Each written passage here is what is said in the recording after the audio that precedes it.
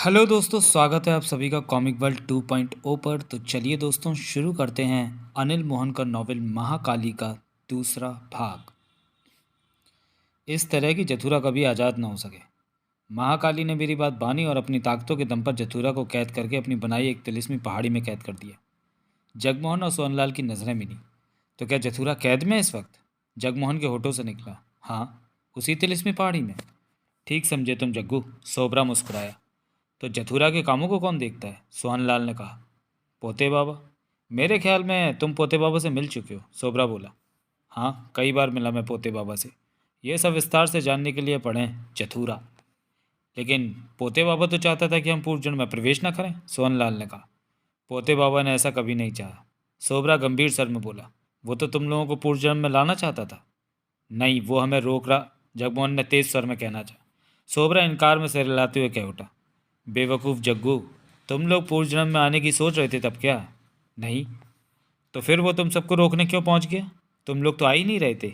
जगमोहन और सोनलाल सोबरा को देखते रहे। पोते बाबा तुम लोगों को पूर्व जन्म में लाना चाहता था, इसके लिए उसने चालाकियों से भरी चाल चली। वो चाल ही ऐसी थी कि तुम लोग फंस गए, उसकी बातों में आते चले गए। और पोते बाबा ने ऐसा क्यों किया? सोनलाल बोला। उसकी मजबूरी बन गई थी तुम लोगों को पूर्व जन्म में प्रवेश कराना। अगर वो सीधे सीधे तुम लोगों को पूर्व जन्म में चलने को कहता तो यहाँ के खतरे के बारे में सोचकर तुम में से कोई भी सहमत नहीं होता कि ठीक कहा तुमने। लेकिन पोते बाबा हमें पूर्व जन्म में क्यों लाना चाहता था? मेरी बातें उसी तरफ आ रही हैं, सोबरा कह उठा। महाकाली ने जथुरा को तिलिस्मी पहाड़ी में कैद कर दिया, परंतु महाकाली हर वक्त जथुरा की निगरानी नहीं कर सकती। वो बहुत व्यस्त रहती है। उसने सोचा कि कहीं जथुरा उसके बिछाए तिलिस्म से अपना बचाव करके आज़ाद ना हो जाए या उसके लोगों से छुड़ा ना ले। इसलिए जथुरा की कैद पर महाकाली ने देवा और मिन्नो के नाम का तिलिस्म बांध दिया। ऐसा करके महाकाली निश्चिंत हो गई। वो कैसे? वो जानती थी कि देवा और मिन्नो इस जन्म में एक दूसरे के दुश्मन बने हुए हैं। वो दोनों इकट्ठे होकर काम नहीं कर सकते। यही वजह रही कि महाकाली ने देवा और मिन्नो के नाम का तिलिस्म बांधा कि ना तो वो इकट्ठा होंगे, ना ही तिलिस्म टूटेगा। इस तरह जथुरा आज़ाद नहीं हो सकेगा। ये बात पोते बाबा को मालूम पड़ गई तो उसने सोचा कि देवा और मिन्नो को किसी तरह पूर्व जन्म में ले आए तो जथुरा को आज़ाद कराया जा सकता है। अब चूंकि देवराज चौहान और मोना चौधरी पूर्व जन्म में आ पहुंचे हैं तो महाकाली तिलिस्म के नाम बदल सकती है, सोहनलाल बोला। इस तरह वो जथुरा की कैद को पक्का रख सकती है। ऐसा नहीं हो सकता, सोबरा कह उठा। एक जगह का तिलिस्म एक बार किसी के नाम का बांध दिया जाए तो उसे बदला नहीं जा सकता। ओह, तो पोते बाबा का असली मकसद हमें पूर्व जन्म में लाना था, जगमोहन होठ से कोड़े बोला। ठीक समझे। बहुत चालाकियां की पोते बाबा ने हमारे साथ। जगमोहन ने गहरी सांस ली। काम बनाने के लिए चालाकियां तो करनी ही पड़ती हैं, सोबरा मुस्कुराया। सोहनलाल ने जगमोहन से कहा। सारी बात समझा कि हालात क्या हैं? हाँ, जगमोहन ने कहा। महाकाली ने जथुरा की कैद को देवराज चौहान और मोना चौधरी के नाम का ताला रखा है कि देवराज चौहान और मोना चौधरी आकर ही जथुरा को आज़ाद करा सकते हैं। तो अब पोते बाबा उन दोनों को इस बात के लिए तैयार करेगा कि वह जथुरा को आज़ाद कराए। यही हो रहा होगा वहाँ। ज़रूरी तो नहीं कि देवराज चौहान और मोना चौधरी पोते बाबा की बात माने। ज़रूरी तो नहीं, परंतु मजबूरी हो सकती है। कैसी मजबूरी? पूर्व जन्म की ज़मीन पर पहुंचने के बाद वापसी के लिए दरवाजे तभी खुलेंगे जब पूर्व जन्म को कोई बिगड़ा काम संवार दिया जाए। ऐसे में देवराज चौहान और मोना चौधरी को कोई काम तो ठीक करना ही होगा। और अगर वो जथुरा को आज़ाद नहीं कराते तो कोई और बिगड़ा काम तलाशना होगा। इसका मतलब है जथुरा को आज़ाद कराने पर मान भी सकते हैं, सोहनलाल ने कहा। जगमोहन ने हाँ में सिर हिलाया। सोबरा ने गिलास उठाकर खाली किया और वापस रख दिया। जगमोहन ने सोबरा से कहा। जथुरा ने तुम्हारा हक मारा और तुमने उसे कैद में पहुंचा दिया। तुम दोनों ही एक जैसे हो। ना तो तुम कम हो, ना ही जथुरा कम है। उसने गलत किया तो तुमने भी गलत किया। सोबरा मुस्कुराया। कब से कैद में है जथुरा? सोहनलाल ने पूछा। 50 सालों से, सोबरा बोला। जथुरा और मुझ में ये फ़र्क है कि उसने मुझे मजबूर किया कि मैं ऐसा करूं। अगर वो मुझे मेरा हक दे देता तो मैं ऐसा क्यों करता? ये तुम भाइयों का मामला है, इससे हमारा कोई मतलब नहीं, सोहनलाल बोला। मतलब तो अनजाने में पैदा हो गया है। वो कैसे? देवा मिन्नो जथुरा को आज़ाद कराने के लिए कल उस तिलिस्मी पहाड़ी की तरफ रवाना होंगे। तुम्हें कैसे पता? मेरे खबरी जथुरा के महल में मौजूद हैं, वो मुझे खबर देते हैं वहाँ की। ओह, कोई भी कम नहीं है, जगमोहन ने मुंह बनाया। तुम दोनों को देवा और मिन्नो की चिंता करनी चाहिए, सोबरा ने दोनों को देखा। क्यों? क्योंकि महाकाली ऐसा जाल बिछा रही है कि देवा मिन्नो जथुरा तक पहुंचने से पहले ही जान गंवा बैठे। जगमोहन के होठ भिज गए। तुम महाकाली को ऐसा करने से रोको, सोहनलाल ने कहा। मैंने पहले ही कहा है कि महाकाली पर किसी का बस नहीं। वो सिर्फ अपना काम करती है, किसी की सुनती नहीं। महाकाली को किसी भी हालत में रोका नहीं जा सकता।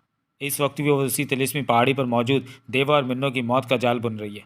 उनके साथ जो भी होगा उसका भी यही हाल होगा, सोबरा ने कहा। तुम महाकाली को रोको सोबरा, जगमोहन गुर्रा उठा। ये अब संभव नहीं, परंतु तुम्हें सलाह दे सकता हूँ, सोबरा शांत स्वर में बोला। कैसी सलाह? जगमोहन के दांत भिज चुके थे। तुम देवा और मिन्नो को रोक सकते हो। सोबरा का स्वर शांत था। जगमोहन के माथे पर बल पड़े। सोहनलाल ने जगमोहन को देखा, फिर बोला, सुना? समझ भी रहा हूँ। जगमोहन का सर तीखा हो गया। ये वजह है कि इसने हमें अपने पास बुलाया। सोबरा मुस्कुरा पड़ा। ये महाकाली को नहीं रोकेगा, परंतु हमें कह रहा है कि हम देवराज चौहान और मोना चौधरी को रोकें। मुझे तो ये दोनों भाई कुछ ज़्यादा समझदार लगते हैं, सोहनलाल ने कहा। सोबरा मुस्कुराकर उन्हें देखता रहा। तुम अपने आप को चालाक समझते हो सोबरा, जगमोहन बोला। ऐसी तो कोई बात नहीं है, सोबरा ने कहा। तुमने कैसे सोच लिया कि हम देवराज चौहान और मोना चौधरी को रोकेंगे? रोकना पड़ेगा। क्यों? नहीं तो महाकाली के जाल में फंसकर वे दोनों जान गंवा देंगे, सोबरा ने कहा। फिर तू महाकाली से क्यों नहीं कह देता कि मैंने पहले ही कहा कि महाकाली को अपनी मर्जी से नहीं चलाया जा सकता, परंतु तेरे कहने पर ही तो उसने चतुरा को कैद कर रखा है। बेशक, फिर तू महाकाली से कहेगा तो वो तेरी बात क्यों नहीं मानेगी? जगमोहन ने तीखे स्वर में कहा। मैं क्यों कहूँगा? मैं तो चाहता ही नहीं हूँ कि चतुरा आजाद हो। जगमोहन व सोहनलाल की नज़रें सोबरा पर थी। ऐसा है तो तू देवराज चौहान और मोना चौधरी की चिंता क्यों कर रहा है? मुझे उन दोनों से ज़्यादा इस बात की चिंता है कि चतुरा आज़ाद न हो सके। देवा और मिन्नो कहीं चतुरा को आज़ाद ना करा लें। वैसे इस बात की आशा 1% भी नहीं है, लेकिन मैं चाहता हूँ देवा और मिन्नो अपने नाम का तिलिस्म तोड़ने के लिए आगे बढ़े ही नहीं। पोते बाबा की चेष्टा बेकार चली जाए। इसलिए तुम हमें कह रहे हो कि हम देवा मिन्नो को रोकें कि वो ये काम ना करें। दोनों ही बातें हैं। ये तो तय है कि वो आगे बढ़े तो महाकाली के फंदे में फंसकर जान गंवा बैठेंगे। पक्के हरामी हो। गाली मत दो, सोबरा ने जगमोहन को घूरा। ये गाली नहीं, तमगा है। मेरी बात मानोगे तो फायदे में रहोगे। देवा और मिन्नो बच जाएंगे, सोबरा शांत स्वर में बोला। मेरे ख्याल से तुम इस बात से घबरा रहे हो कि देवराज चौहान और मोना चौधरी के तिलिस्म तोड़कर चतुरा को आज़ाद न करा लें। सोबरा ने नानिया को देखा। नानिया, तुम समझाओ ना कि मेरा क्या मतलब है, सोबरा बोला। देखो सोबरा, नानिया बोली, सोहनलाल को मैं समझाऊंगी नहीं, क्योंकि यह बहुत समझदार है। रही बात जगमोहन की, तो इसे मैं समझा नहीं सकती क्योंकि ये सिरे से ही बेवकूफ़ है। सोबरा ने नानिया को देखा। नानिया ने दूसरी तरफ मुंह फेर लिया। बहुत समझदार हो गई है लगती है तू। सोबरा को सर तीखा हो गया। क्यों ना होंगी? तूने कालचक्र में मुझे रानी साहिबा बनाकर रखा था। बातें करनी क्यों नहीं आएंगी मुझे? नानिया के बारे में विस्तार से जानने के लिए पढ़ें पोते बाबा। नानी अब मेरी है, सोहनलाल बोला। होगी, मुझे इससे कोई मतलब नहीं, सोबरा ने कहा। मैं चाहता हूँ कि तुम लोग देवा मिन्नो को रास्ते पर ले आओ कि वो चतुरा को आज़ाद कराने की ना सोचें। बेहतर होगा कि तुम महाकाली को समझाओ, जगमोहन ने उखड़े स्वर में कहा। लगता है बात नहीं बनेगी, सोबरा क्या उठा। देवा मिन्नो की लाशें ही साथ लेकर अपनी दुनिया में जाओगे? बकवास मत कर, जगमोहन गुर्राया। तभी सोहनलाल क्या उठा। अगर हम देवराज चौहान और मोना चौधरी को समझाना चाहें तो हमें उनके पास जाना होगा। तो तुम तैयार हो मेरी बात मानने के लिए? सोबरा ने उसे देखा। तैयार भी हो जाएं तो जैसा कि तुमने कहा है कि देवराज चौहान व मोना चौधरी कल सुबह महाकाली की उस पहाड़ी की तरफ जाने वाले हैं, तो हमें उनके पास पहुंचने में बहुत वक्त लगेगा। शायद तब तक वो पहाड़ी पर पहुंच भी जाएं। उसकी फिक्र मत करो, उन तक पहुंचने का रास्ता मैं बना दूंगा। कैसे? तिलिस्मी पहाड़ी के उल्टी तरफ से। तुम लोगों को भीतर प्रवेश करा दूंगा। उल्टी तरफ से तिलिस्मी पहाड़ी का रास्ता तय करोगे तो तुम में से किसी को कुछ नहीं होगा, खतरा नहीं आएगा। परंतु जब पलटकर आगे बढ़ना चाहोगे तो कदम कदम पर खतरे होंगे। बहरहाल तुम लोग उल्टी तरफ से भीतर प्रवेश करके देवा और मिन्नो को तिलिस्मी रास्तों पर तलाश कर सकते हो। उन्हें समझा सकते हो, रोक सकते हो। अगर ये काम तुमने कर दिखाया तो महाकाली तुम लोगों को पहाड़ी से सुरक्षित बाहर निकाल लेगी और सब ठीक होगा। जगमोहन कुछ कहने लगा कि तभी वहाँ महाकाली की आवाज़ गूंजी। सोबरा। ओह महाकाली। सोबरा तनिक सीधा हुआ। मैंने सब इंतज़ाम कर दिए हैं। देवा मिन्नो ने तिलिस्मी पहाड़ी में प्रवेश किया तो बच नहीं सकेंगे। ये तो अच्छी खबर सुनाई। जगमोहन सोहनलाल और नानिया की निगाह उस चमकते बिंदु पर जा टिकी थी जो फर्श से कुछ फुट ऊपर हवा में इधर उधर डोल रहा था। देवा मिन्नो के साथ बेला, बवर सिंह, नील सिंह, परसू और त्रिवेणी भी जा रहे हैं। वो भी मरेंगे महाकाली, सोबरा बोला। अवश्य, परंतु बुरी खबर भी है। वो क्या? उनके साथ जथुरा की बेटी तवेरा भी। ये बात मैं जानता हूँ महाकाली, सोबरा क्या उठा। नीलकंठ के बारे में भी जानता है? नीलकंठ? सोबरा चौंका। नीलकंठ का इस मामले से क्या वास्ता? वो मिन्नो को चाहता था, महाकाली की आवाज़ सुनाई दे रही थी। जानता हूँ। उसकी चाहत ने अब फिर जोर मारा है। मिन्नो को कोई खतरा ना हो इसलिए वो मिन्नो के साथ हो गया है। परंतु नीलकंठ तो समाधि में। वो समाधि में ही है, परंतु अपनी शक्तियाँ उसने मिन्नो के साथ कर दी हैं। तो ये बात है, तूने उसे समझाया नहीं? मेरी बात तो सुनने को तैयार नहीं, लेकिन वो मिन्नो को बचा नहीं सकेगा। महाकाली के सर में क्रोध आ गया था। नीलकंठ को बीच में नहीं आना चाहिए था, सोबरा ने गंभीर स्वर में कहा। मुझे कोई फ़र्क नहीं पड़ता, इस तरह कोई भी महाकाली का मुकाबला नहीं कर सकता मैं। तभी जगमोहन क्या उठा। मैं तुमसे कुछ कहना चाहता हूँ महाकाली। बोल जग्गू, महाकाली की आवाज़ आई। तुम मुझे जानती हो? मैं सबको जानती हूँ, मुझसे कुछ भी छिपा नहीं है। बता क्या बात है? ये जथुरा और सोबरा की बात है, दो भाइयों का मामला है। तुम इनके बीच में क्यों आती हो? जगमोहन बोला। सोबरा की वजह से मुझे आना पड़ा, वरना ऐसे कामों की मुझे फुर्सत ही कहाँ है। महाकाली की आवाज़ आई। सोबरा को मना कर। सोबरा का एक एहसान था मुझ पर, उसी कारण सोबरा की बात मानकर ये काम कर रही हूँ। सोबरा के होठों पर शांत मुस्कान टिकी थी। देवराज चौहान का क्या करेगी तू? वो सब कल सुबह जथुरा को आज़ाद कराने के लिए चल रहे हैं। उस तिलिस्मी पहाड़ी पर आएंगे जहाँ मैंने जथुरा को कैद कर रखा है। महाकाली की आवाज़ कानों में पड़ रही थी। तू देवराज चौहान से डरती है? मैं क्यों डरूंगी देवा मिन्नू से? वो मेरे लिए कोई अहमियत नहीं रखते। तो फिर उन्हें मुसीबत में डालने का इंतज़ाम क्यों करके आई है? जगमोहन बोला। क्योंकि जथुरा की आज़ादी का तिलिस्मी ताला मैंने देवा मिन्नू के नाम से बांध दिया था। मैंने सोचा दोनों में झगड़ा है तो कभी दोनों इकट्ठा होंगे ही नहीं, और जथुरा की आज़ादी का तिलिस्मी ताला हमेशा बंद रहेगा। परंतु पोते पोते बाबा दोनों को इकट्ठा करके यहाँ ले आया। देवा मिन्नू जथुरा को आज़ाद कराने की चाह रखते हैं। इसका मतलब तुझे डर है कि दोनों जथुरा को आज़ाद करा लेंगे? महाकाली की आवाज़ नहीं आई। कुछ पल शांति रही, फिर महाकाली की आवाज़ आई। सारा खेल देवा मिन्नो के ग्रहों का है। इन दोनों के ग्रह जब इकट्ठे हो जाएं तो ये कठिन से कठिन काम को भी सरलता से कर लेते हैं। सिर्फ इसी बात से मुझे तनिक चिंता है। मतलब कि तू डरती है दोनों से? ऐसा मत बोल। मेरी बात मानेगी? कह, देवा मिन्नो या उनके किसी साथी की जान मत लेना, जथुरा को आज़ाद कर दे। मैं तेरी बात क्यों मानूं? शराफत के नाते। यहाँ सिर्फ कर्म चलते हैं, शराफत नहीं चलती। महाकाली की आवाज़ में हंसी आ गई। देवा मिन्नो रुकने को तैयार नहीं। वो जानते हैं कि महाकाली की कैद में है जतुरा, फिर भी वो आगे बढ़ने को तैयार है। तो मैं पीछे क्यों हटूँ? देवराज चौहान और मोना चौधरी के ग्रह मिलकर तुझे हरा देंगे। महाकाली को तू जानता नहीं, वरना ऐसा नहीं कहता। तू ताकतवर है तो कमज़ोर से क्यों झगड़ा करती है? जग्गू, तू मुझे बातों में लपेटने की कोशिश कर रहा है, लेकिन मैं तेरी बातों में आने वाली नहीं। जगमोहन ने कुछ नहीं कहा। तेरे को देवा मिन्नो की चिंता है तो तू उन्हें मेरे तिलिस्मी पहाड़ी की तरफ जाने से रोक क्यों नहीं लेता? तू देवराज चौहान और मोना चौधरी को जानती है? कुछ कुछ। तो ये नहीं जानती कि देवराज चौहान एक बार फैसला ले ले तो उसे रोकना कठिन है? तो ये बात है।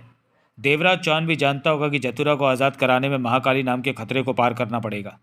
अब जान चुका है वो, फिर भी वो इस काम के लिए तैयार हो गया तो उसे रोका नहीं जा सकता।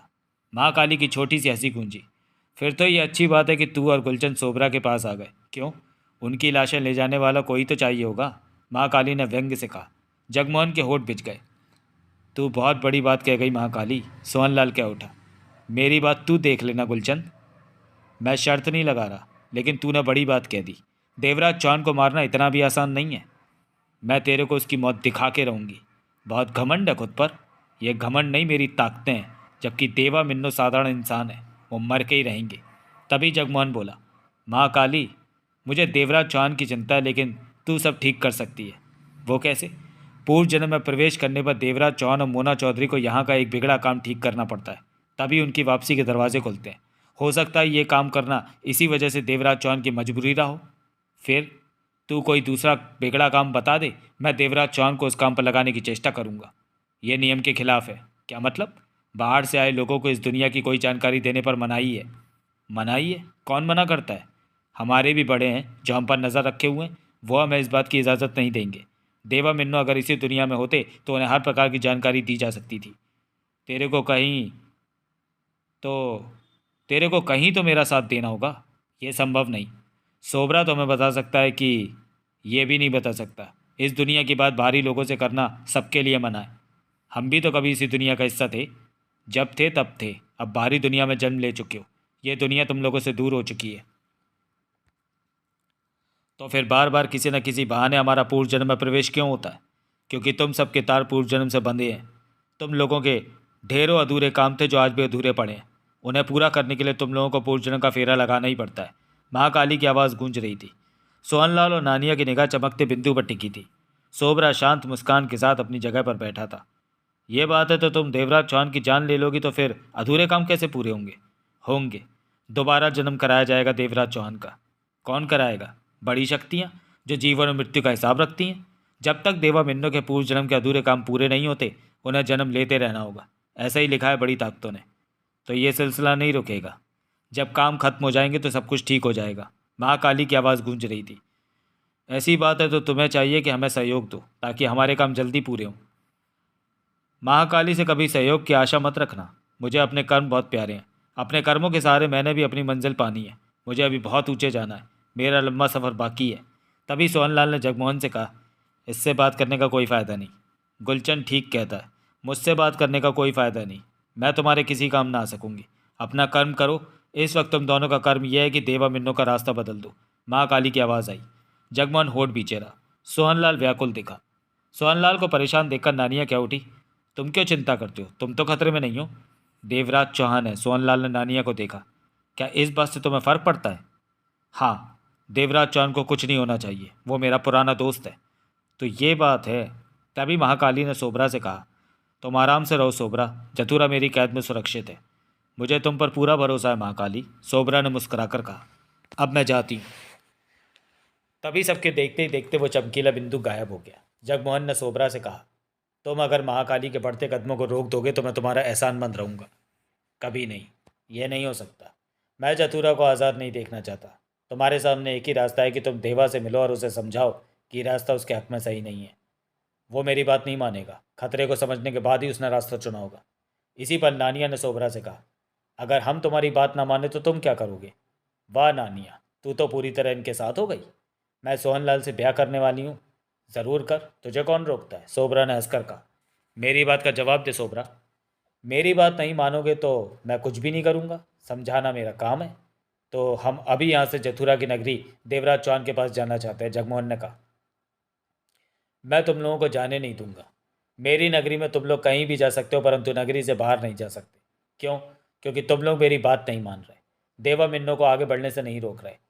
महाकाली ने तुम्हें विश्वास दिलाया कि देवराज चौहान जिंदा नहीं बचेगा। ऐसे में तुम्हें इस बात की चिंता नहीं करनी चाहिए कि हमने तुम्हारी बात मानी कि नहीं।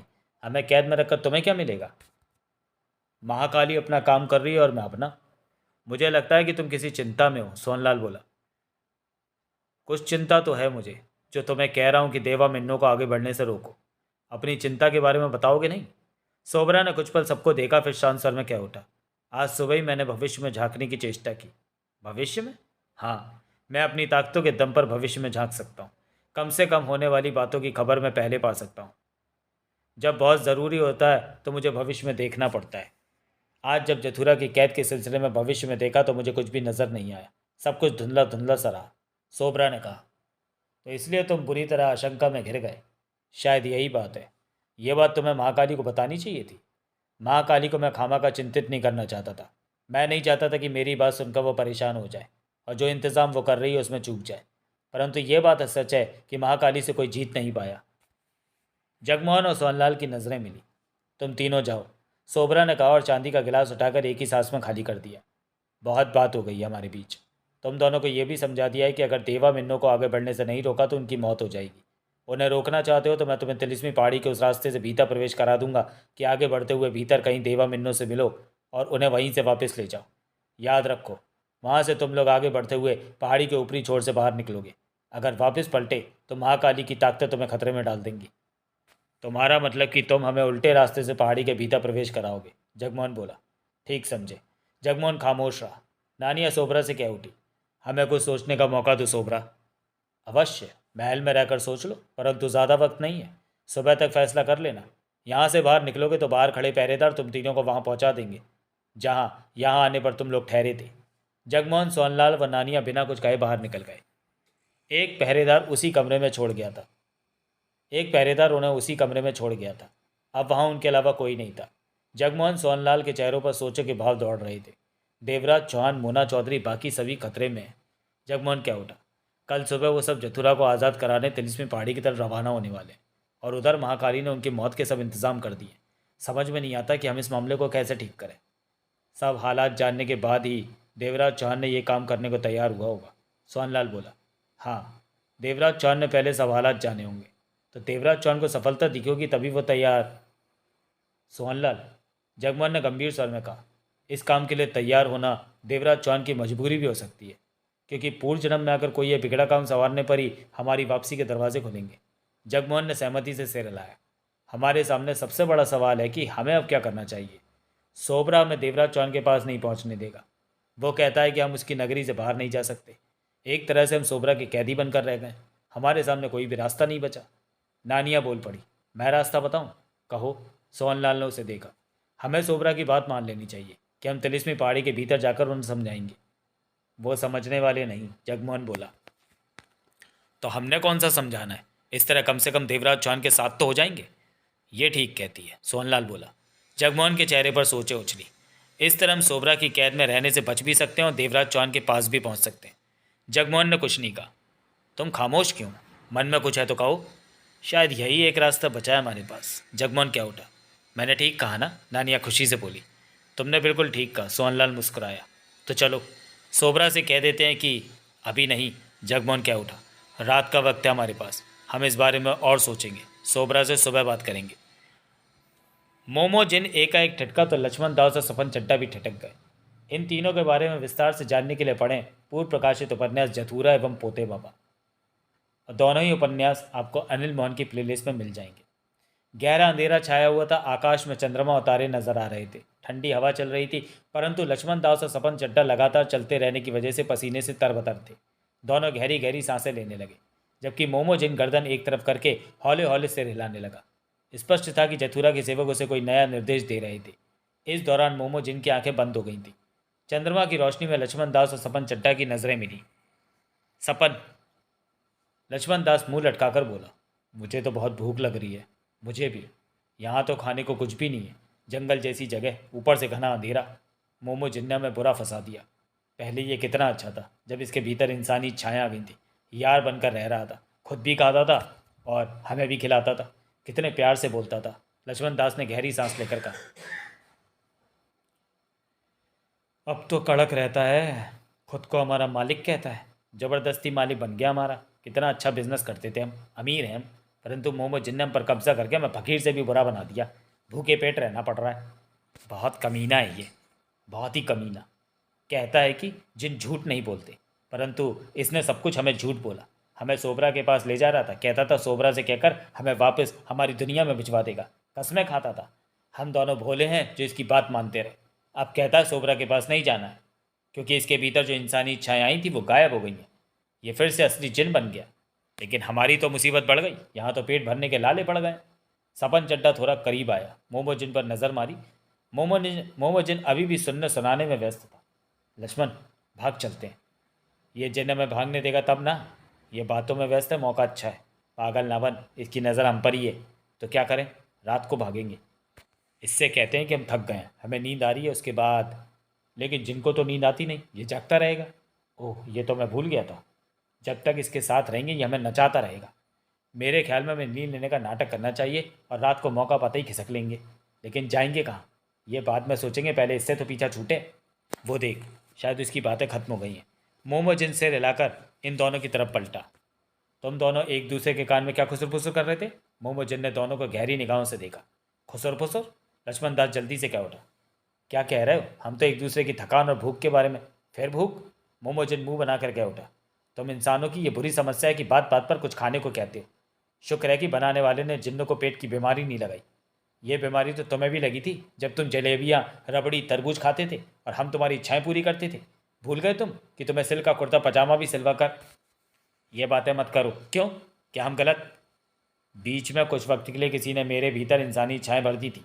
मोमोजिन मुंह बनाकर बोला। तभी तो मेरी इच्छा खाने पीने और कपड़े पहनने की हुई। तब तुम अपने मतलब को हमारे यार बन गए थे। वो वक्त मुझे याद मत दिलाओ। क्यों? सपन चड्डा ने तीखे स्वर में कहा। जिन्न को यह सब सुनना अच्छा नहीं लगता। मोमोजिन ने गहरी सांस ली। तब तुमने हमसे वादे भी किए थे। तुमने हमें वापस हमारी दुनिया में पहुंचाने का वादा किया था। तब हम तुम्हारी इच्छाओं के बारे में ढोल पीट देते तो ये बात जथुरा के सेवकों को पता चल जाती, वे तुम्हें मार देते। हमने अपना मुंह बंद रखकर तुम्हारा भला किया और तुम एहसान फरामोश हो कि सब भूल गए। खामोश, मोमोजिन कठोर स्वर में बोला। जिन कभी एहसान फरामोश नहीं होता, लेकिन तुम हो। अपनी जुबान को लगाम दो, तुम कमीने झूठे मक्कार। मोमोजिन गुस्से से आगे बढ़ा और सबन चड्डा की गर्दन थाम ली। सबन चड्डा को अपनी सांस रुकती सी महसूस हुई। ये क्या कर रहे हो? लक्ष्मण दास हड़बड़ा कर बोला। ये मर जाएगा। इसने मेरे साथ बदतमीजी की। वो तो ठीक है, लेकिन जो बातें कही हैं उसमें कुछ भी झूठ नहीं है। तब मुझ में इंसानी इच्छाएं थी, मुझे अपने अच्छे बुरे का पता नहीं था। लेकिन तुमने हमसे वादे तो किए थे, तब भी तो तुम जिन थे। मेरा गला, सपन चड्डा फंसे स्वर में बोला। पहले इसका गला छोड़ो। मोहम्मद जिन ने सपन चड्डा का गला छोड़ दिया। सपन चड्डा गला मसलता गहरी गहरी सांसें लेने लगा। तुम हमें धोखे में रखकर यहाँ ले आए, लक्ष्मण दास ने कहा। तुम दोनों मेरे गुलाम हो। हम किसी का गुलाम नहीं है। लक्ष्मण दास गुस्से से कह उठा। परंतु तुम हो जिन या तो खुद गुलाम बनता है या बनाता है। मैंने तुम दोनों को। लक्ष्मण, सपन चड्ढा गहरी सांसें लेता कह उठा। यह बहुत बड़ा कमीना है। मुझे भी ऐसे ही लगता है। तुम्हारी ये हिम्मत कि मोमोजिन से इस तरह बात करो। मोमोजिन सख्त स्वर में बोला। तुम इसी लायक हो। उफ, मैंने तुम दोनों को अपना गुलाम बनाकर अपनी इज्जत खराब कर ली है। तुमने जो हमसे वादे किए वो अब कहाँ गए? तुम स्वयं ही बेहतर बेइज्जत जिन हो। वरना जिन तो ऐसे होते हैं कि जो कह देते हैं मरते दम तक अपना कहा पूरा करते हैं। तुम तो आज तक तुम कितने जिन्नों से मिले हो जो ये बात कह रहे हो? मोमो जिन ने दोनों को घूरा। ये बात हम तुम्हें नहीं बताएंगे, सीक्रेट है। क्या चाहते हो तुम दोनों? मोमो जिन गंभीर था। हम वापस अपनी दुनिया में जाना चाहते हैं। तुमने वादा किया था हमें हमारी दुनिया में पहुंचा दोगे। पहुंचा दूंगा, परंतु कुछ समय बाद। तुम अब भी झूठ बोल रहे हो। जिन्न को झूठा मत कहो। तुम इस वक्त हमें महाकाली की तिलिस्मी पहाड़ी पर ले जा रहे हो। वहां हम मर गए तो तुम अपना वादा कैसे पूरा करोगे? मोमोजिन खामोश रहा। लक्ष्मण, तुम इसकी किसी बात का भरोसा मत करना। कहने की क्या जरूरत है? मैं तो पहले ही भरोसा नहीं कर रहा, सिर्फ इसे भुगत रहा हूँ। पहले कहा करता था कि मैं तुम्हारे लिए जान दे दूंगा। इसकी बातों में आकर हम इसे जलेबी रबड़ी तरबूज खिलाते रहे, सिल्क के कपड़े सिलवा कर देते रहे, और अब जिनके बारे में कैसी बातें कर रहे हो? मोमोजिन बोला। मुझे तो घिन आ रही है। तेरे को तो टापू पर अपने हिस्से का खाना भी खिलाया था, तब तू डकार मारा करता था। छी छी, कैसी बातें करते हो?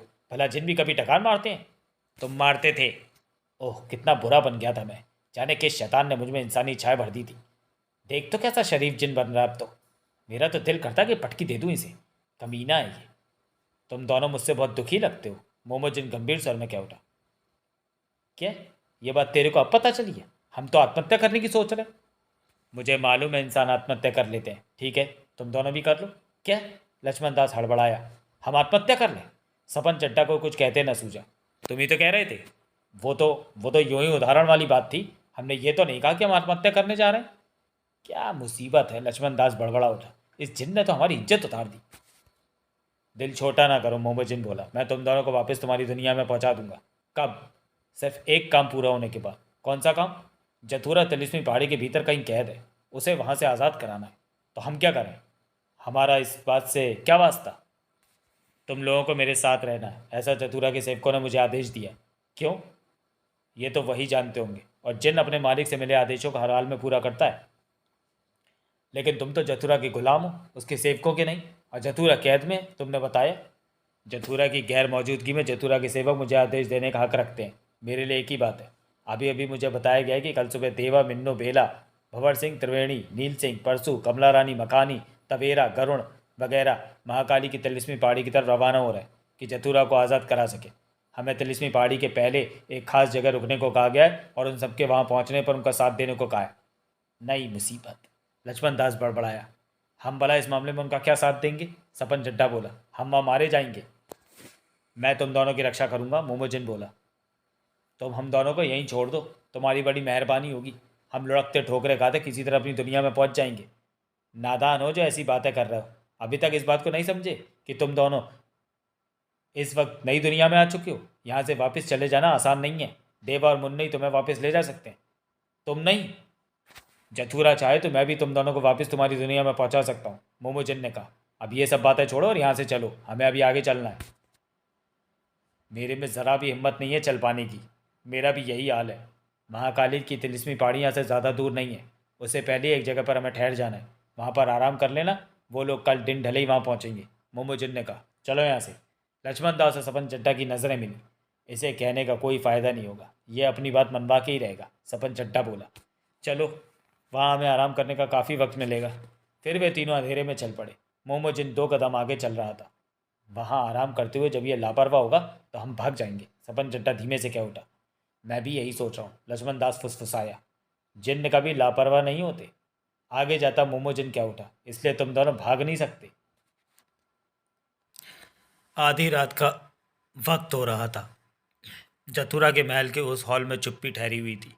वहाँ देवराज चौहान, नगीना, मोना चौधरी, रुस्तम राव, बाकीलाल राठौर, महाजन, पारसनाथ, मकानी और कमला रानी मौजूद थे। कुछ नींद में थे तो कुछ जाग रहे थे। जागने वालों में से देवराज चौहान, मोना चौधरी, मखानी और कमला रानी थे। हॉल की रोशनी मध्यम थी कि नींद लेने में उन्हें परेशानी न हो। मखानी ने हर तरफ नजरें घुमाई। मोना चौधरी को उसने टहलते पाया। देवराज चौहान सोफे जैसी कुर्सी पर टांगे पसारे बैठा था। मखानी आहिस्ता से कमला रानी के पास सरक आया, जो कि लेटी छत को देखती सोच रही थी। क्या है? कमला रानी ने मखानी को देखा। मखानी ने दांत फाड़े। सोचने दे, पीछे हो जा। कमला रानी कह उठी। तू रात के अंधेरे में कितनी खूबसूरत लगती है, मखानी ने दांत फाड़ कर कहा। अच्छा। कमला रानी ने व्यंग भरी नज़रों से उसे देखा। कहीं अब तू बाथरूम की तरफ जाने को तो नहीं कहने वाला? ओह, तूने तो मेरे दिल की बात पकड़ ली।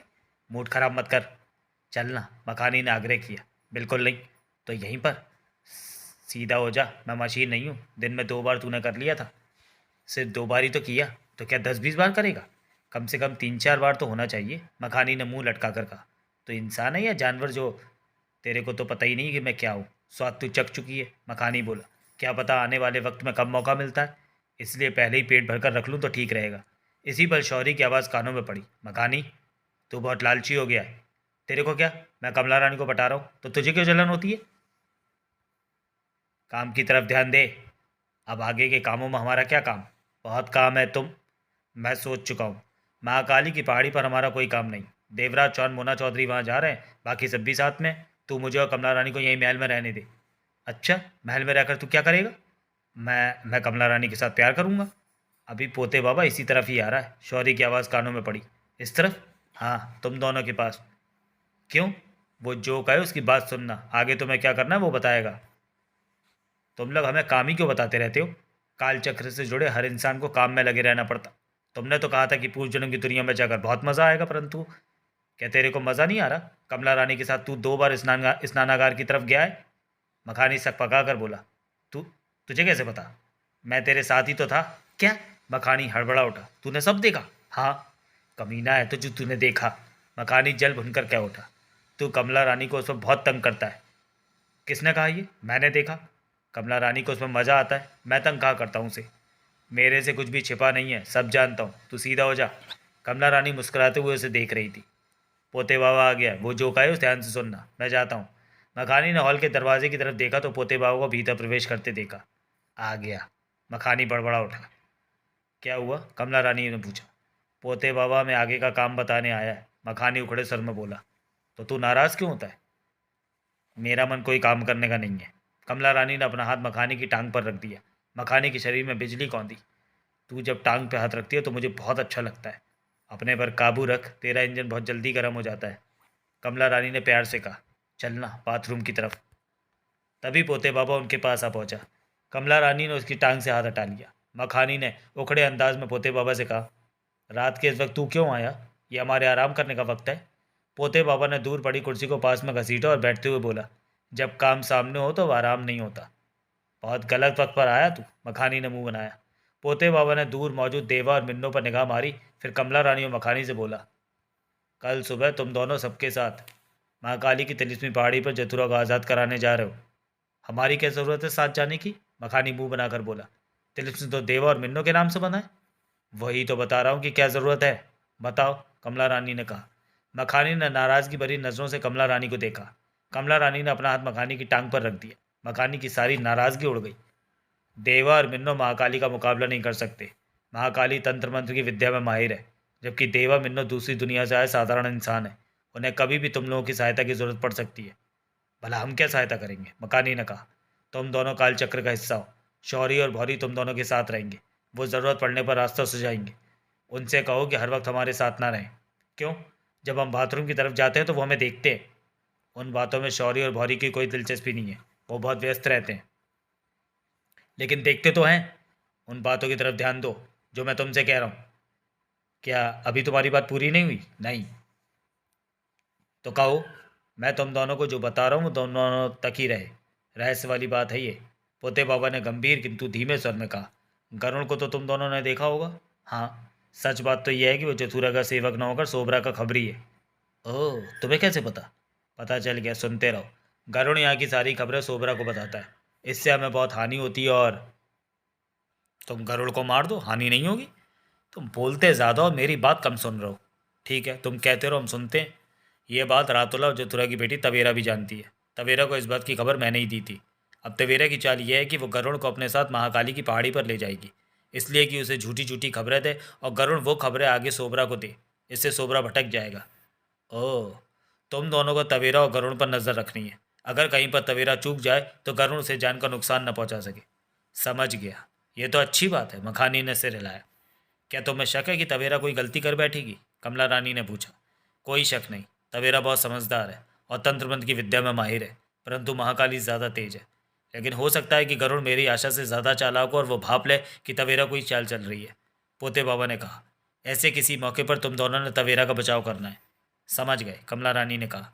महाकाली की पहाड़ी पर होगा क्या? तिलिस्मी पहाड़ी है वो, वहाँ सिर्फ मौत ही सामने आएगी। तुम दोनों ने खुद को भी बचाना, दूसरों को भी। यह अभियान जथुरा को आज़ाद कराने का है। पोते बाबा गंभीर था। तुम्हें क्या लगता है कि जथुरा आज़ाद हो सकेगा? मालूम नहीं। पोते बाबा के होठ भिज गए। तुम्हें सब मालूम है, मुझे बताओ कि इस बारे में तुम क्या सोचते हो। मुझे नहीं लगता कि जथुरा को आज़ाद कराने में हमें सफलता मिल पाएगी। तो फिर इन सबको क्यों भेज रहे हो? कोशिश तो करनी चाहिए, शायद सफलता मिल ही जाए। सब कुछ देवा और मिन्नों पर निर्भर है, क्योंकि महाकाली ने तिलिस्म उन दोनों के नाम पर बांधा है। अगर दोनों काबिल है तो शायद सफल हो जाए। तुम्हें देवा और मिन्नों की काबिलियत पर शक है? कमला रानी ने पूछा। दिल की बात बताता हूँ कि उनकी काबिलियत पर मुझे कोई शक नहीं। ऊपर से दोनों के एक साथ काम करने पर दोनों के ग्रह मिलकर शक्तिशाली हो जाते हैं, और वो हर काम को कर पाने का हौसला रखते हैं। मैं यूं ही इन्हें पूर्व जन्म में नहीं लाया। इन्हें लाने में मुझे बहुत सारी चालें खेलनी पड़ी। तो फिर तुम्हारे मन में असफल होने की शंका क्यों है? कमला रानी गंभीर थी। इसकी वजह महाकाली है। पोते बाबा ने दोनों को देखा। महाकाली की ताकत बहुत ज़्यादा है। वो आज तक किसी से हारी नहीं। सोबरा के कहने पर उसने जथुरा को कैद में रखा है। ऐसे में महाकाली कभी नहीं चाहेगी कि जथुरा उसकी इच्छा के बिना उसकी कैद से निकल जाए। इसके लिए वो भरपूर कठोर इंतजाम करेगी। किसी की जान लेने से भी पीछे नहीं हटेगी। फिर तो खतरा पूरा है, मखानी ने कहा। पोते बाबा ने सिर हिलाया। तुम कहते हो कि तवेरा के पास तंत्र मंत्र की विद्या है, कमला रानी ने सोच भरे स्वर में कहा। परंतु तवेरा महाकाली से कमजोर है। नीलकंठ के बारे में तुम्हारा क्या ख्याल है? नीलकंठ हमारे बहुत काम आ सकता है, पोते बाबा कह उठा। एक ही गुरु से दोनों ने विद्या सीखी है। नीलकंठ अवश्य महाकाली की चालों को पहचानता होगा। वो मिन्नों का चाहने वाला है, तभी तो इस मामले में आ गया। उसके आने से महाकाली अवश्य बेचैन हुई होगी। पोते बाबा ने गंभीर स्वर में कहा। मैंने सारी बात तुम दोनों को बता दी है। तिलिस्मी पहाड़ी के सफ़र के वक्त तुम दोनों सतर्क रहना। मोमोजिन किधर है? मखानी बोला। मैं उसे नहीं छोड़ूंगा, उसने हमारी हत्या करवा दी थी। वो सब मेरे इशारे पर हुआ था, पोते बाबा ने कहा। तुम्हारे इशारे पर? ज़्यादा सवाल मत पूछो। इतना बता दूं कि मोमोजन, लक्ष्मण दास और सबन चड्डा भी रास्ते में मिलेंगे और तुम लोगों के साथ ही चल पड़ेंगे। उन्हें अपना दोस्त समझना। मोमोजन की क्या ज़रूरत है इस मामले में? मखानी नापसंदगी भरे स्वर में बोला। बहुत ज़रूरत है। मोमोजिन वक्त आने पर बहुत काम आएगा। पोते बाबा उठ खड़ा हुआ। अब जो भी बात करनी है वो तुम दोनों शौरी या भौरी से कर सकते हो। मैं चलता हूँ। पोते बाबा देवराज चौहान के पास पहुंचा।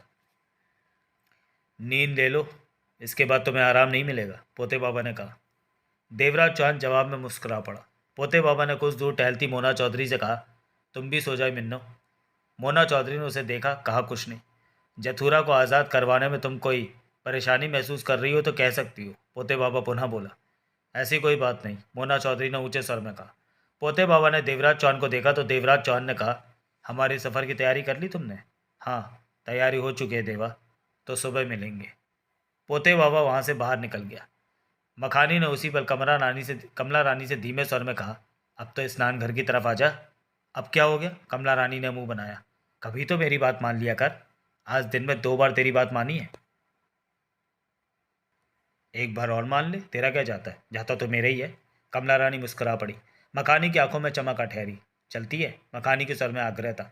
चल। कमला रानी ने गहरी सांस ली। एक बार और तेरी बात मान लेती हूँ। तेरा जवाब नहीं कमला रानी। तू रास्ते पर आ तो जाती है, लेकिन मुझे तड़पा तड़पा कर। ये भी अदा है, इससे भाव बड़ा रहता है। जवानी में तूने बहुतों को तरसाया होगा इस तरह। जल्दी चल ले, मेरा मन बदल गया तो। मैं जाता हूँ, तू आ जाना, कहकर मखानी उठा और स्नान घर की तरफ बढ़ गया। साला हरामी, कमला रानी बड़बड़ा उठी। जवानी में इसने बहुत गुल खिलाए होंगे। जवान तो अब भी है, मैं भी जवान हूँ। भला वो कालचक्र का जिसने हमें फिर से जवान कर दिया। बड़बड़ाने के पश्चात कमला रानी उठी और बाथरूम की तरफ बढ़ गई। तभी कमला रानी की निगाह देवराज चौहान पर पड़ी। देवराज चौहान उसे ही देख रहा था। कमला रानी ने मुस्कुराकर आग दबा दी। देवराज चौहान ने गहरी सांस ली और मुंह फेर लिया।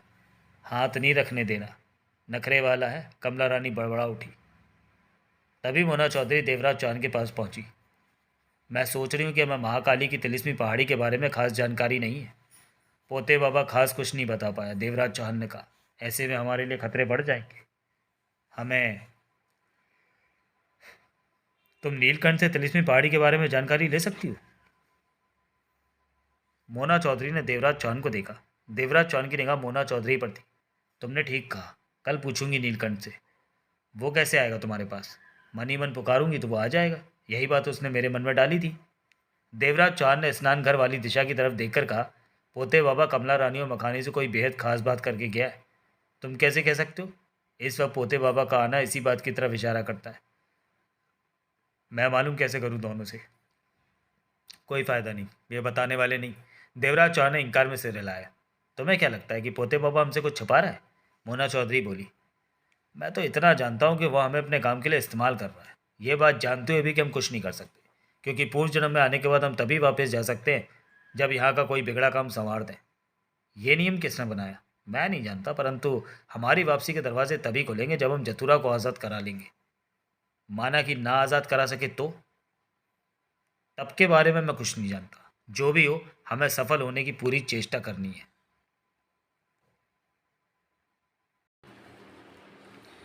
जगमोहन, सोहनलाल और नानिया सुबह जब उठे तो दिन निकल आया था। कुछ खास छेदों में से होकर सूर्य की किरणें भीतर आ रही थीं। हम देर तक सो रहे, जगमोहन बोला। सोहनलाल ने नानिया को देखा, दोनों की नज़रें मिली। नानिया मुस्कुरा पड़ी। उसके चेहरे पर सुबह की खूबसूरती चमक रही थी। कम से कम सुबह के वक्त का तो ख्याल कर लो, जगमोहन क्या उठा। हम गुड मॉर्निंग कर रहे हैं, सोहनलाल ने जगमोहन से कहा। ऐसी होती है गुड मॉर्निंग? तुम भी प्यार करना सीख लो तो गुड मॉर्निंग करना जान जाओगे, सोहनलाल मुस्कुरा पड़ा।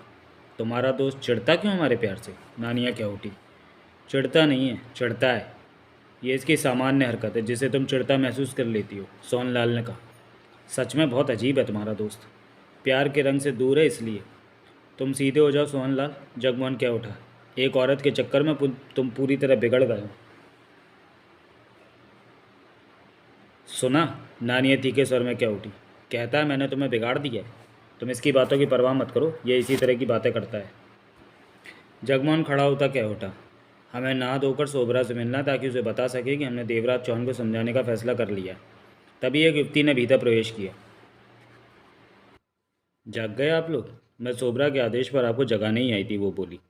हम सोबरा से मिलना चाहते हैं। अवश्य, परंतु पहले नहा धोकर कुछ खा लीजिए, उसके बाद ही सोबरा से मुलाकात होगी, उसने कहा। नहाना खाना ज़रूरी है क्या? जगमोहन बोला। ये सोबरा का आदेश है। चूँकि आप हमारे मेहमान हैं इसलिए सेवा सत्कार पूरा करना चाहते हैं हम। तुम जाओ नहाकर, हम तुम्हें आवाज़ दे देंगे, सोहनलाल ने कहा। वो बाहर चली गई। देवराज चौहान और बाकी सब अब तक महाकाली की पहाड़ी की तरफ चल पड़े होंगे, सोहनलाल बोला। हाँ, मेरे ख्याल में उनका सफ़र शुरू हो चुका होगा, जगमोहन ने कहा। सोबरा के महल में रहने का मज़ा ही नया है। नानिया क्या उठी। सोहनलाल, हाँ, क्या तुम मेरे लिए ऐसा महल नहीं बनवा सकते? महल? सोहनलाल अचकचाया। ले ले प्यार का मज़ा। फिर चिढ़ गया ये मेरी बात से, नानिया ने मुंह बनाकर कहा। ये तो पागल है।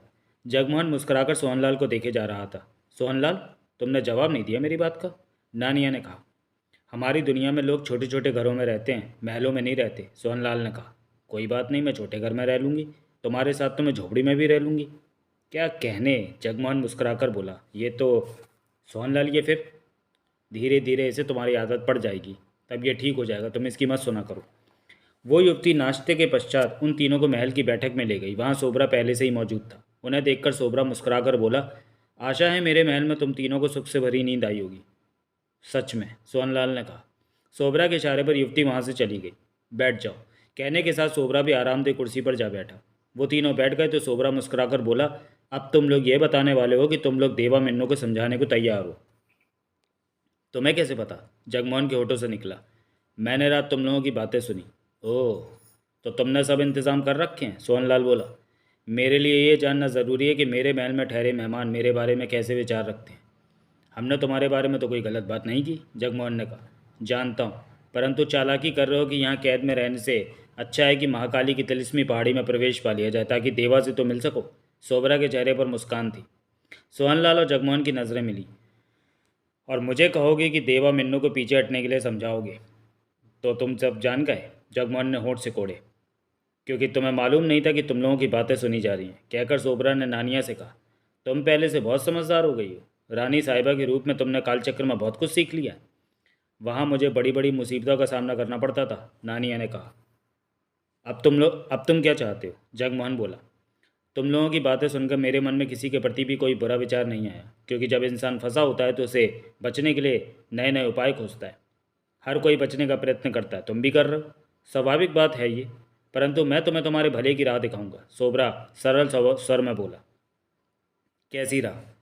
महाकाली की पहाड़ी में प्रवेश करना तुम लोगों के लिए परेशानी का सबब बन सकता है, क्योंकि वो तिलिस्मी पहाड़ी है। कदम कदम पर मौत बिछी है। महाकाली ने ऐसे इंतजाम कर रखे हैं जो एक बार भीतर प्रवेश कर जाए तो जिंदा बाहर ना आ सके। अगर तुम्हारा इरादा से देवा से मुलाकात करने का है तो वहाँ मत जाओ। यही बेहतर है कि मेरी नगरी में कैदी बन जाओ, वहाँ मारे जाओगे।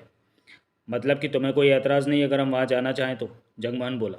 मुझे कोई एतराज़ नहीं, लेकिन उससे तुम्हारा भला नहीं होगा, नुकसान ही होगा। तुम्हें मैं पहाड़ी पर पहुँचा दूँ। सोच लो, अभी भी वक्त तुम लोगों के हाथ में है। अगर पहाड़ी में प्रवेश कर गए तो फिर तभी बच सकोगे अगर देवा और मिन्नू को समझाकर उन्हें बाहर ले आने के लिए तैयार कर लोगे, नहीं तो तुम तीनों की मौत होगी माँ। मान लो मैं उन्हें तैयार कर लेता हूँ तो तुम्हें कैसे बताऊँगा? जगमोहन ने पूछा। ये बात होते ही महाकाली को खबर मिल जाएगी, सोबरा ने कहा। फिर भी मैं ये राय ज़रूर दूंगा कि अगर तुम लोग देवा मिन्नू को समझाना नहीं चाहते तो महाकाली की तिलिस्मी पहाड़ी में जाने की मत सोचना। हम जाएंगे। सोहनलाल क्या उठा। ठीक कहता है ये, हम जाएंगे। जगमोहन बोल पड़ा। सोबरा मुस्कुराया। सोहनलाल ने नानिया से कहा, तुम हमारे साथ मत आना, वहाँ जान का खतरा। मैं तो तुम्हारे साथ जाऊंगी सोहनलाल, मैंने तुमसे ब्याह करना है। नानिया क्या उठी। अगर मैं वापस आ सका तो तुम्हारे साथ ब्याह। मेरी माँ कहा करती थी, मर्द का कभी भरोसा मत करो। मैं तो तुम्हारे साथ रहूंगी सोहनलाल। तुम समझती क्यों नहीं? वहाँ जान जाने का खतरा है तुम पर। तू मरेगा तो मैं भी मर जाऊंगी, तू जिंदा रहेगा तो मैं भी जिंदा रहूंगी। तो तू नहीं मानेगी? सोहनलाल झल्लाया। मैं तेरे साथ रहूंगी, तू भी मत जा। मेरा जाना ज़रूरी है, सोहनलाल ने होठ बीच कर कहा। जैसे तेरा ज़रूरी है वैसे ही मेरा जाना ज़रूरी है। नानिया ने सोहनलाल की बाँह पकड़ी। सोहनलाल ने अब कुछ भी कहना ठीक नहीं समझा। सोबरा मुस्कुराता हुआ तीनों को देख रहा था। ठीक है सोबरा, तो मैं महाकाली की तिलिस्मी पहाड़ी में प्रवेश करा दूँ? जगमोहन बोला। क्यों नहीं, मैं अभी महाकाली से। मैं आ गई सोबरा, महाकाली की आवाज़ उभरी। चमकता बिंदु हवा में लहराता नजर आने लगा था। मेरी ताकतों ने मुझे पहले ही एहसास करा दिया कि तू मुझे बुलाने वाला है। इन्हें जथुरा वाली पहाड़ी में प्रवेश करा दे। क्यों? ये अब देवा मिन्नू को समझाकर पीछे हटने को तैयार कर लेते हैं तो अपने साथ साथ उन सबको भी बचा लेंगे। अगर ऐसा नहीं करते तो मरेंगे। समझ गई। बता कहाँ से इन्हें प्रवेश कराओ? पीछे की तरफ से, ताकि देवा मिन्नू की तरफ जाने में इन्हें कोई परेशानी ना हो। इन्हें बता दिया है कि तिलिस्मी रास्तों में आगे बढ़ेंगे तो कोई रोक टोक नहीं होगी, परंतु पलट कर वापस चलेंगे तो वहाँ फैली मेरी तिलिस्मी ताकत इनके लिए खतरा बन जाएंगे। बता चुका हूँ। इनका इरादा क्या है? इन्हें अच्छा बुरा समझा दिया है, जो भी इनका इरादा होगा तेरे को खबर मिल जाएगी। समझ गई। तू इन्हें खारे पानी तक पहुँचा दे, वहाँ से मेरी ताकतें इन्हें आगे ले जाएंगी। महाकाली की आवाज़ सबने सुनी। फिर इसके साथ ही चमकता बिंदु गायब हो गया। महाकाली वहाँ से चली गई थी। सोबरा ने अपने सेवक को बुलाकर कहा, इन तीनों को खारा पानी पहुँचा दो। घोड़े मध्यम गति से आगे बढ़ रहे थे। उन पर सवार थे देवराज चौहान, नगीना, मोना चौधरी, पारसनाथ, महाजन, बाकेलाल राठौर, रुस्तम राव, मखानी, कमला रानी, तवेरा, गरुण और रातुला। रातुला अंतिम वक्त पर सबके साथ चलने को तैयार हो गया था। पोते बाबा ने रातुला के साथ जाने पर कोई ऐतराज़ न किया था। इस वक्त सूर्य चढ़ने लगा था। इन्हें चलते हुए 3-4 घंटे हो चुके थे। सबके घोड़ों पर पानी की मुश्कें और खाने पीने का सामान लदा था। पोते बाबा सामान उठाने के लिए अपने सैनिकों को साथ भेज रहा था, परंतु मोना चौधरी ने किसी और के साथ जाने से मना कर दिया था। वो लश्कर को बड़ा करने के हक में नहीं थी। तभी चलते चलते मोना चौधरी अपना घोड़ा मखानी और कमला रानी के पास ले आई। कैसे हो तुम दोनों? मोना चौधरी ने उनसे कहा। तुम्हें क्या? मखानी बोला। रात स्नान घर की तरफ कितनी बार गए? मोना चौधरी मुस्कुरा पड़ी। मखानी पल भर के लिए सकपकाया, फिर क्या उठा। तुम्हें क्या, हम जो भी करें? तभी कमला रानी क्या उठी। क्या बात करना चाहती हो? तुम खामा तो हमारे पास आने से रही। तुम दोनों का हमारे साथ क्या काम? कोई काम नहीं, कमला रानी बोली। हम यूं ही आ गए। यूं ही तो नहीं आने वाले, मोना चौधरी ने कहा। आधी रात को पोते बाबा ने आकर तुम दोनों से बात की तो मेरे ख्याल से वो तुम दोनों से आगे के काम के बारे में खास बातें कर रहा होगा। तुम्हें क्या? मखानी क्या उठा। मुझे नहीं बताओगे कि रात पोते बाबा ने तुमसे क्या बातें की? क्यों बताएं? अब हम एक साथ महाकाली की तिलिस्मी पहाड़ी की तरफ जा रहे हैं, हमें मिलकर रहना चाहिए। मिन्नो, कमला रानी बोली, हम तेरे को कुछ नहीं बताने वाले, बेकार की कोशिश मत कर। क्या कोई रहस्य वाली बात कही थी पोते बाबा ने तुमसे? ऐसा ही समझ लो। मैं किसी से ना कहूँगी, मेरे कान में बता दो, मोना चौधरी ने कहा। बेवकूफ़ मत समझो हमें, हम इस बारे में तेरे को कुछ नहीं बताने वाले, कमला रानी ने कहा। मोना चौधरी ने गहरी सांस ली और घोड़ा उनके पास से हटा लिया। तभी उसकी निगाह देवराज चौहान पर पड़ी, जो उसे ही सवालिया नज़रों से देख रहा था। मोना चौधरी ने इनकार में गर्दन हिला दी। देवराज चौहान समझ गया कि कमला रानी और मखानी कुछ भी बताने को तैयार नहीं। घोड़े मध्यम गति से आगे बढ़े जा रहे थे। घोड़ों की टापें गूंज रही थी। ये बंजर सी जमीन थी, दूर तक स्पष्ट दिखाई दे रहा था। सूर्य आसमान में चढ़ने लगा था। धूप में तेजी आते ही उन्हें गर्मी महसूस होने लगी थी। हवा भी गर्म थी। तवेरा का खूबसूरत चेहरा तपने सा लगा था। गर्मी में जैसे वो और भी खूबसूरत हो उठी थी। उसने घोड़े घोड़े पर अपना व्यक्तिगत सामान भी लाद रखा था, जो कि तंत्र मंत्र की विद्या के काम आता था। तभी गरुण का घोड़ा चलते चलते उसके पास आ गया। तवेरा ने उसे देखा और मुस्कुराई। गरुण भी मुस्कुराया। तुम कितनी अच्छी लग रही हो तवेरा। तवेरा पुनः उसे देखकर मुस्कुराई। मैं अभी तक उलझन में हूँ, गरुण धीमे स्वर में बोला। क्यों? तवेरा ने उसे देखा। तुम नहीं चाहती कि तुम्हारे पिता आज़ाद हों? हाँ, क्योंकि पिताजी की आज़ादी से मेरी आज़ादी खत्म हो जाएगी। फिर तुम्हें साथ नहीं चलना चाहिए था। दुनिया को दिखावा भी तो करना है गरुण। गरुण, तवेरा बोली, वरना लोग कहेंगे कि तवेरा अपने पिता को आज़ाद कराने नहीं गई। गरुण ने सिर हिलाया। तुम क्या सोच रहे हो? तवेरा ने पूछा। सोच रहा हूँ प्यार इंसान को कमज़ोर कर देता है, गरुण ने मुस्कुराकर कहा। पहले मैं किसी से नहीं डरता था, परंतु अब ये सोचकर डर लगता है कि महाकाली की तिलिस्मी पहाड़ी पर तुम्हें या मुझे कुछ हो गया तो क्या होगा। कुछ नहीं होगा, तवेरा मुस्कुराई। ये बात तुम कैसे कह सकती हो? मेरे पास ऐसी शक्तियाँ हैं कि महाकाली की ताकतों से खुद को बचा सकूँ। मेरा क्या होगा? मैं तुम्हें भी बचा लूँगी। मैं सोचता हूँ अगर देवा मिन्नो ने तुम्हारे पिता को कैद से आज़ाद करा लिया तो तुम्हें दुख होगा। तवेरा एकाएक मुस्कुरा पड़ी। घोड़े आगे बढ़ते जा रहे थे। तुम मुस्कुराई क्यों? मैंने गलत कहा क्या? तुम मुझे अच्छे लगने लगे हो। सच तवेरा? हाँ, सोचती हूँ वापस महल में पहुँचकर तुमसे ब्याह कर लूँगी। ओह, तुम्हारे विचार जानकर मुझे बहुत खुशी हो रही है कि मेरा ब्याह तुमसे होगा। गरुण खुश हो उठा। तुम्हें रहस्य की बात बताना चाहती हूँ। क्या? देवा मिन्नो का इरादा पिताजी को आज़ाद कराने का नहीं है, तवेरा ने आहिस्ता से कहा। क्या कह रही हो? गरुण के होठों से निकला। सच्ची तो कहा है।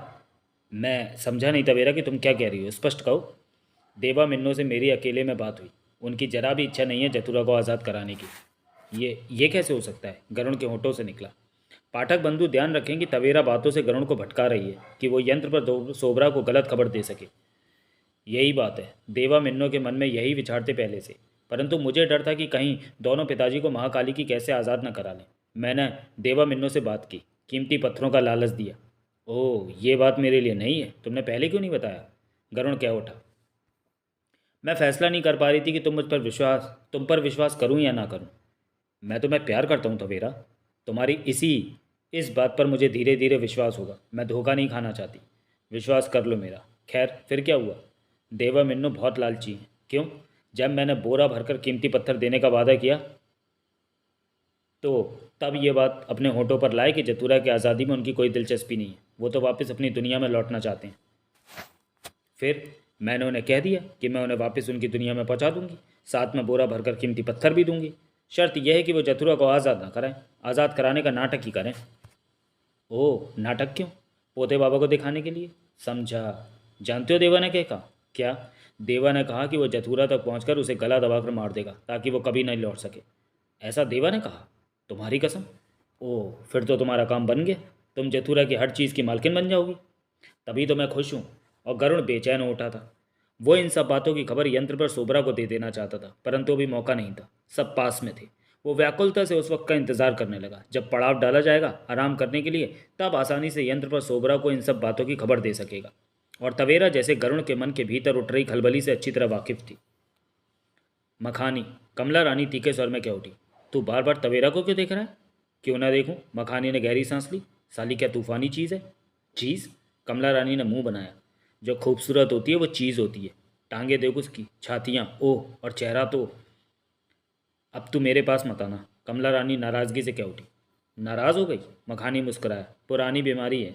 बीमारी हो तेरे को, मेरे को मर्दों की कमी नहीं है, कमला रानी ने नखरे वाले स्वर में कहा। वो देख, भंवर सिंह तो मेरे को लाइन मार रहा है, बार बार मेरे को देख रहा है। मखानी ने गर्दन घुमाकर कुछ दूर घोड़े पर मौजूद बाकेलाल राठौर को घूरा। बाके ने हड़बड़ाकर नजरें फेर ली। तेरे को कैसे पता कि वो तेरे को बार बार देख रहा है? तू भी उसे देखती रही होगी। लग गई आग? कमला रानी ने व्यंग्य से कहा। मर्द 10 जगह मुंह मार ले, औरत एक जगह मारे तो गुनाह हो गया। मैंने कहाँ मुंह मारा है? मखानी मुंह बनाकर बोला। तवेरा पर आग गड़ा है तू। वो तो यूं ही बात कर रहा। यूं ही? तू तो उसकी खूबसूरत टांगों की बात कर रहा था। छाती अभी नाप ली तूने, और चेहरा तो। वो तो मैं यूं ही तेरे को जलाने को। बस चुप रह। तुम मर्दों की जात में अच्छी तरह पहचानती हूँ, कमला रानी व्यंग्य से कह उठी। मैं उन मर्दों में नहीं आता, मैं तो तेरा दीवाना हूँ कमला रानी। दीवाना? कमला रानी ने मखानी को घूरा। दीवाना ना होता तो रात तेरे को बार बार स्नान घर की तरफ चलने को क्यों कहता? तू मेरा नहीं, उस चीज़ का दीवाना है जो तेरे को स्नान घर जाकर मिलती रही हरामी के। मखानी ने सक पकाकर मुंह फेर लिया। वो देख, भंवर सिंह अभी भी मुझे देख रहा है। मखानी ने उधर देखा तो बाकी ने तुरंत मुंह फेर लिया। मुच्छर तो ठरकी लगता है। मखानी बड़बड़ा उठा। क्या कहा? कमला रानी ने पूछा। सब घोड़े मध्यम गति से दौड़ रहे थे। वो तो बहता पानी है, तू मुच्छर के फेर में मत पड़, खा पी कर चलता बनेगा। और तू? मैं तो अंत तक तेरा साथ निभाऊंगा। तवेरा के बारे में क्या ख्याल है? कमला रानी ने व्यंग्य से कहा। जलन वाली बातें नहीं, वो तो मैं यूं ही टाइम पास कर रहा था। मेरे से टाइम पास करता? मेरी टांग मेरी छातियाँ देखता तू तो। तेरी ही तो देखता हूँ। तू किसी का सगा नहीं हो सकता। खैर, जब तक निपटी है तब तक चलने दे, बाद में तू ही तरसेगा। मेरे को लाइन लगी मिल जाएगी, कहीं ऐसा ना हो कि तू भी मुझे उस लाइन में लगा दिखे। मजाक करती है? मखानी ने दांत फाड़कर कमला रानी को देखा। जब लाइन में लगना पड़ेगा तब पता चलेगा मेरे लाल। तेरे से हजम नहीं हुआ, मेरा माल तेरे से हजम नहीं हुआ। घोड़े दौड़े जा रहे थे। कुछ कुछ धूल घोड़ों की टापों से उठ रही थी। सूर्य की गर्मी तेज होती जा रही थी। महाजन अपना घोड़ा रातुला के पास ले जाकर बोला, कितनी देर का रास्ता बाकी है? पूरा दिन लगेगा, रातुला ने कहा। क्या सारा रास्ता इसी तरह तपता हुआ ही है? आगे जंगल भी आएगा, झरना भी, नदी भी, परंतु दोपहर तक का रास्ता इसी तरह का होगा। बाकेलाल राठौर एक हाथ से घोड़े की लगाम पकड़े दूसरे से मूँछों को संवारता क्या उठा। छोरे, मारी लाटरो लगनो हुको होवे। कैसे बाप? कमला रानी मारे पे फिदा होवे लगे हो। बारंबार मारे को ताको हो। रुस्तम राव ने कमला रानी की तरफ देखा, फिर क्या उठा। अपुन का ऐसा नहीं लगेला। मारी आँख धोको न खायो। कमलो रानी गर्म होवे, मारे को देखो।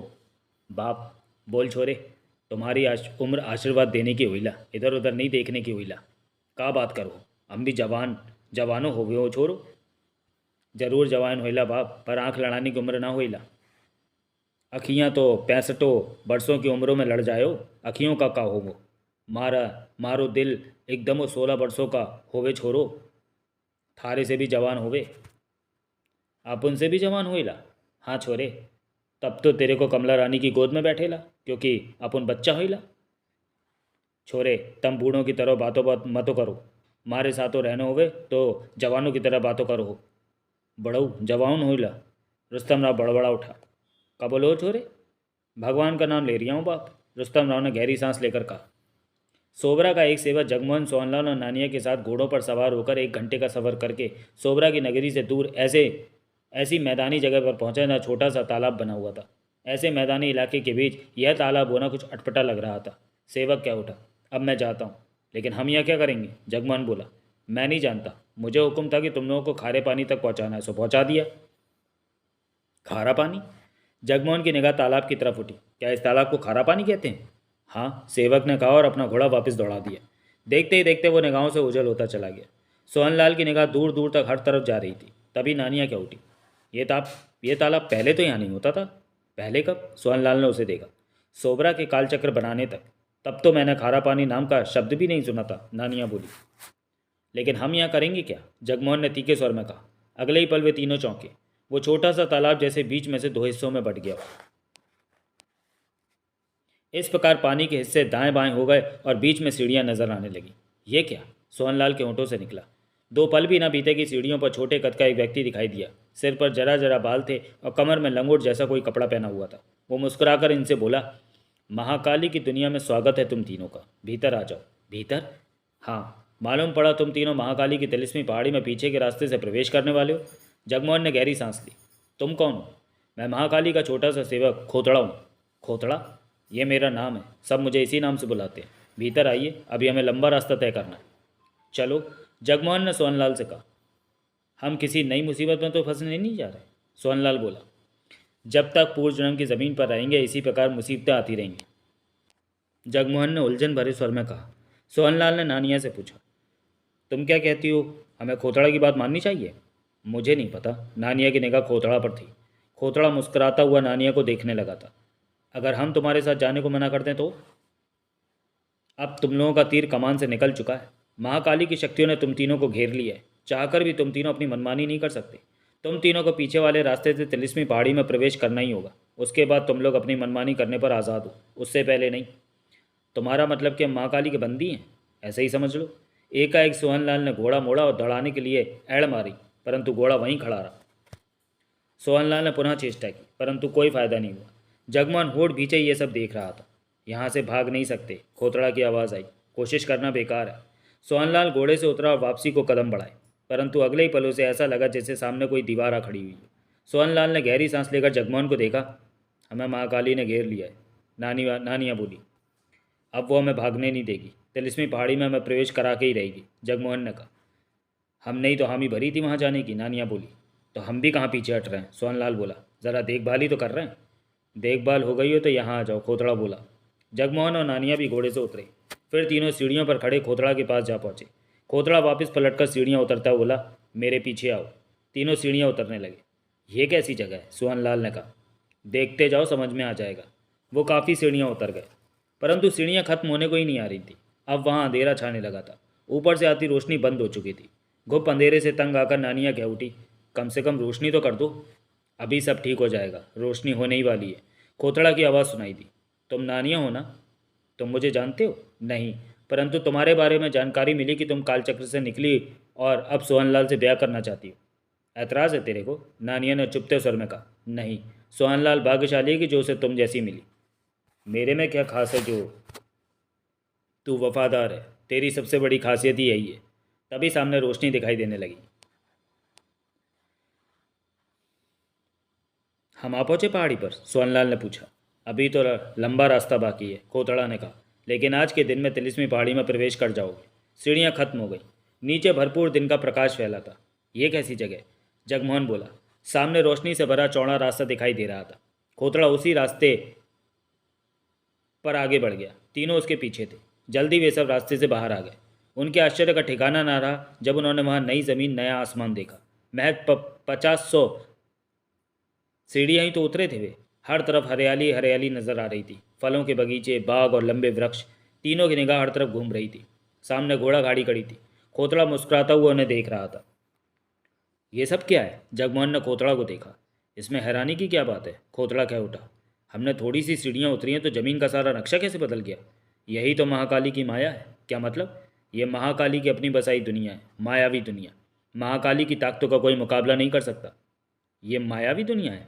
सोहनलाल ने पूछा। हाँ, ये तो महज महाकाली की ताकतों का नमूना भर है, खोतड़ा ने कहा। जब तिलिस्मी पहाड़ी पर पहुंचोगे तो असली रंग तब दिखेगा। अभी तुम लोग महाकाली के बारे में जानते ही क्या हो? जगमोहन और सोहनलाल की नज़रें मिली। नानिया बहुत हद तक शांत थी। वो खारे पानी का तालाब क्या है? छलावा है वो। क्या मतलब? राहगीर मैदानी इलाके में भटककर थका हारा जब पानी देखता है तो उसे पीने की इच्छा के साथ पानी में हाथ डालता है, तो वहाँ मौजूद महाकाली की ताकतें उसे भीतर खींच लेती हैं। इस तरह वो हमेशा हमेशा के लिए गुलाम बनकर महाकाली की सेवा में आ जाता है। ये तो धोखा है, जगमोहन क्या उठा। धोखा नहीं, ताकतों का खेल है। वो खारा पानी नहीं, महाकाली की वहाँ रखी ताकतों का ज़रा सा रूप है। जो भी उन ताकतों के साथ छेड़छाड़ करेगा वो महाकाली के कब्जे में आ जाएगा। जो बचना चाहता है वो उससे पानी से दूर रहे। ये तो धोखा ही है, मैदानी इलाके में पानी को रखकर दूसरे को बुलावा देना। खोतला मुस्कुराता हुआ जगमोहन को देखता रहा, फिर बोला, लगता है तुम महाकाली के बारे में कुछ ज़्यादा नहीं जानते जग्गू। सच में? मैं सिर्फ महाकाली के नाम से वाकिफ़ हूँ और सुना है वो तंत्र मंत्र में माहिर है। महाकाली की शक्तियों का कोई अंत नहीं, धीरे धीरे तुम्हें समझ आ जाएंगे। अब घोड़ा गाड़ी पर बैठ जाओ। तिलिस्मी पहाड़ी पर जाने के लिए? हाँ। वो तीनों घोड़ा गाड़ी पर जा बैठे। खोथड़ा ने कोचवान बनकर दोनों घोड़ों की लगाम थामी और घोड़ा गाड़ी दौड़ा दी। अभी तक यहाँ कोई दूसरा न दिखा था। घोड़ा गाड़ी मध्यम गति से दौड़ रही थी। सोहनलाल ने नानिया से कहा, तुमने मुझे ठीक से महाकाली की शक्तियों के बारे में नहीं बताया। ज़्यादा मैं भी नहीं जानती, परंतु इतना सुन रखा है कि महाकाली बड़ी शक्ति है, नानिया बोली।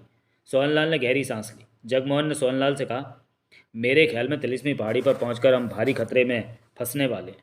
मुझे भी ऐसा ही लग रहा है। तुम डर रहे हो सोहनलाल? नानिया ने पूछा। नहीं, आने वाले वक्त के बारे में सोच रहा हूँ। तभी बग्गी दौड़ाता खोतड़ा क्या उठा। तुम लोगों को महाकाली की ताकतों से नहीं डरना चाहिए। क्यों? क्योंकि तुम लोग तो देवा मिन्नू को समझाकर इस काम से हटाने जा रहे हो। जगमोहन सोहनलाल की नज़रें मिली। मैंने कुछ गलत कह दिया क्या? खोतड़ा ने पूछा। हमने अभी फैसला नहीं किया कि क्या करना है हमें, जगमोहन ने कहा। कर लेना फैसला, सोचने के लिए तुम लोगों के पास बहुत बहुत वक्त है। यहाँ अभी तक हमें कोई नज़र क्यों नहीं आया? सोहनलाल बोला। इस तरफ कम लोगों का आना होता है। मायावी रास्ते मतलब के लिए बनाए जाते हैं। तुम्हारा मतलब कि मायावी जगहों पर लोग बसते नहीं हैं? क्यों नहीं बसते? महाकाली की कई मायावी नगरियाँ बसी हुई हैं, फल फूल रही हैं। तो यहाँ कोई क्यों नहीं है? इस दिशा की तरफ लोगों का कम ही आना जाना होता है। सोहनलाल ने बग्गी से सिर निकालकर आसमान में चमक रहे सूर्य की तरफ देखा। आंखें चौंधिया गईं तो फौरन से भीतर कर लिया और खोतड़ा से पूछा, यह सूर्य वही है या मायावी है? खोतड़ा खामोश रहा। जवाब नहीं दिया तुमने। चांद सितारे सूरज के बारे में बात करना मना है, खोतड़ा ने कहा। क्यों? मायावी दुनिया में चांद सितारों की बात करना अपशकुन माना जाता है। ओह, ये बात महाकाली ने कही? सब बातें महाकाली ही बताती है। तुम लोग अपशकुन को मानते हो? हाँ, इसमें ना मानने वाली क्या बात है। महाकाली की शगुन अपशगुन में पूरी आस्था है। घोड़ा गाड़ी की रफ्तार अब पहले से ज़्यादा तेज हो चुकी थी। महाकाली रहती कहाँ है? वो हर जगह रहती है। उसके कई रूप हैं जो कि लगभग हर जगह मौजूद रहते हैं। अभी तक महाकाली हमसे क्यों नहीं मिली? महाकाली ने ज़रूरत नहीं समझी होगी सामने आने की, खोतड़ा बोला। तभी जगमोहन क्या उठा। ये तो पक्की बात है कि महाकाली बेवकूफ़ है। क्या मतलब? इतनी बड़ी ताकतों की मालिक होकर वो सोबरा की बातों में आकर जथुरा को कैद में रखे हुए। इस बात का जवाब तो महाकाली ही दे सकती है कि उसने जथुरा की बात क्यों मानी, सॉरी, सोबरा की बात क्यों मानी। परंतु ये तो तय है कि महाकाली बिना किसी मतलब के कोई काम नहीं करती, खोतड़ा ने कहा। तुम्हारा कहना है कि महाकाली ने अपने किसी मतलब की ही खातिर जथुरा को कैद में रखा है? यही मेरा मतलब है, ठीक समझे तो। जगमोहन ने सोहनलाल से कहा। उलझी बातें हैं, हमारी समझ में नहीं आने वाली। सोहनलाल ने कुछ नहीं कहा। घोड़ा गाड़ी तेज़ी से दौड़ी जा रही थी। तो चलिए दोस्तों, वीडियो को यहीं समाप्त करते हैं और मिलते हैं महाकाली के तीसरे भाग में अगले वीडियो में। तब तक के लिए धन्यवाद।